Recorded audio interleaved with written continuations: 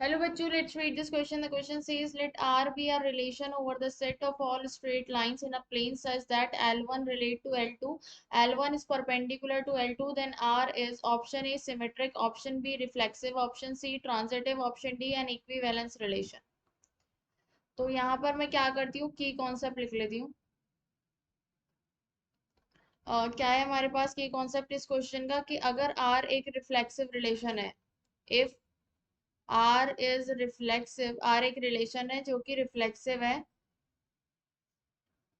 On set ए, और x हमारा set के एलिमेंट्स को रिप्रेजेंट कर रहा है, then x comma x belong करना चाहिए R को for all values of x।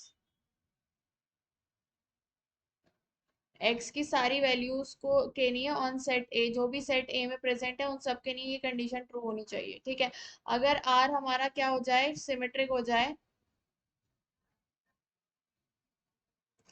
तब क्या होता है कि इफ x कॉमा y हमारा क्या कर रहा है, रिलेशन R को बिलोंग कर रहा है, देन y कॉमा एक्स भी रिलेशन R को ही बिलोंग करेगा। अगर हमारा R जो है वो ट्रांजिटिव हो,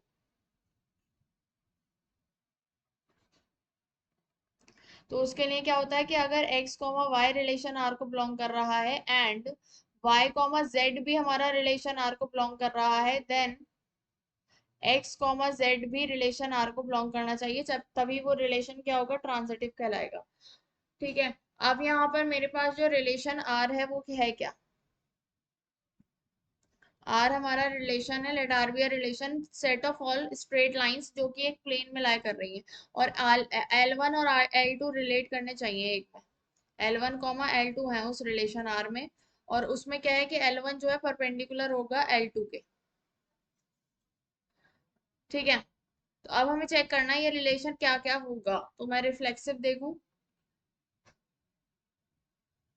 रिफ्लेक्सिव के लिए क्या होना चाहिए कि एल वन हम ले लेते हैं, let L one comma L two, जो L one comma L one खुद से रिलेट करना चाहिए, बिलोंग कर रहा है आर को, तो इसके लिए क्या होना चाहिए कि एल वन जो है लाइन परपेंडिकुलर हो एल वन की, विच इज नॉट पॉसिबल। अगर कोई लाइन है हमारे पास वो खुद के परपेंडिकुलर नहीं हो सकती, तो यहाँ पे मैं लिख सकती हूँ विच इज नॉट पॉसिबल, क्योंकि कोई भी लाइन खुद के परपेंडिकुलर नहीं होगी, सो आर इज नॉट रिफ्लेक्सिव। तो आर हमारा क्या नहीं है, रिफ्लेक्सिव नहीं है। अच्छा, अगर हम सिमेट्रिक के लिए देखें,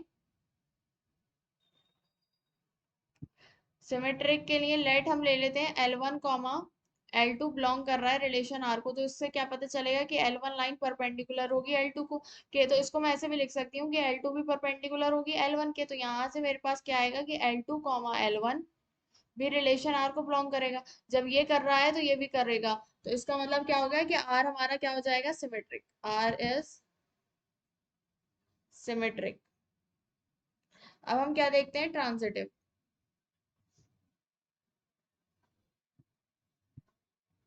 ट्रांजिटिव के लिए अगर हम ले लें, let L one comma L two relation R को बिलोंग कर रहा है and L two comma L three भी हमारा रिलेशन आर को बिलोंग कर रहा है, तो यहाँ से मेरे पास कंडीशन बनेगी कि एल वन एक लाइन है, उसके परपेंडिकुलर लाइन है एल टू, तो ये दोनों परपेंडिकुलर है। अब एल टू की यहाँ से पड़ेगी कि एल टू के परपेंडिकुलर है एल थ्री। ठीक है, अब ट्रांजिटिव होने के लिए क्या होना चाहिए कि एल वन जो है एल थ्री के परपेंडिकुलर होनी चाहिए, लेकिन एल वन तो यहाँ से एल थ्री के पैरेलल है, तो L1 जब पैरेलल है तो L1 is not perpendicular to L3। इसका मतलब क्या हुआ कि L1 कॉमा L3 जो है हमारा रिलेशन R को बिलोंग ही नहीं करेंगे, सो R हमारा is not transitive,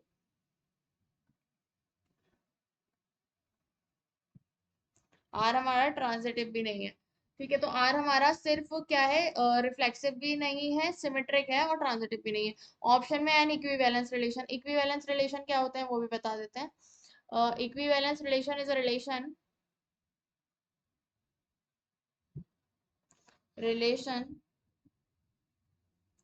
is a relation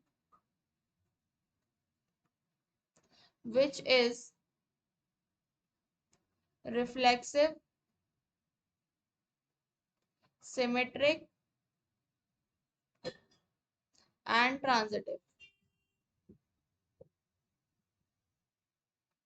जो हमारे रिफ्लेक्सिव भी हो, सिमेट्रिक भी हो और ट्रांजिटिव भी हो, वो रिलेशन इक्विवेलेंस रिलेशन कहलाएंगे। तो यहाँ पे सिर्फ हमारा आर ना तो रिफ्लेक्सिव है, ना ही ट्रांजिटिव है। तो यहाँ मैं लिख लेती हूँ R is not reflexive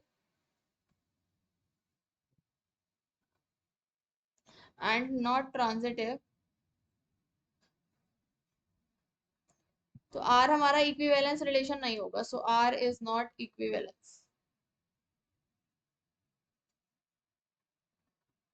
equivalence relation. Equivalence relation के लिए आर को तीनों होना पड़ेगा, रिफ्लेक्सिव भी, सिमेट्रिक भी और ट्रांजिटिव भी। अब यहाँ पर आर क्या है, सिर्फ सिमेट्रिक है। Okay, so the final answer is R is symmetric, option A is correct. Hope you understood it well, best of luck, thank you.